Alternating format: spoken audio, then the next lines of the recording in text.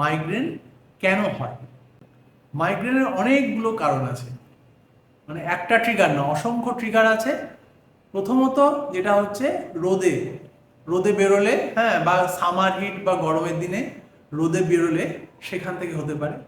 এর উপায় কি আছে? এর উপায় হচ্ছে যে রোদে যদি না বেরোনো যায় বা কম বেরোনো যায়, চেষ্টা করতে হবে যে আমি শিডিউলটাকে একটু যদি চেঞ্জ করি।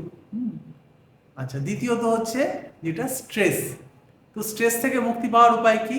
প্রথম হচ্ছে মানে আপনাকে এক্সারসাইজ করতে হবে, প্রাণায়াম করতে হবে, যোগব্যায়াম করতে হবে, আর সেই সঙ্গে সঙ্গে মেডিটেশন করতে হবে। দেখবেন আপনার স্ট্রেস অনেকটা কমে যাবে।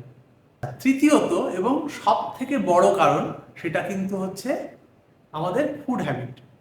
এত বছরের এক্সপিরিয়েন্স থেকে আমি বলবো যে মাথার যন্ত্রণার সঙ্গে কিন্তু অ্যাসিডিটি, তীব্র গ্যাস অম্বল এবং লিভার ডিসঅর্ডারের একটা গভীর সম্পর্ক আছে।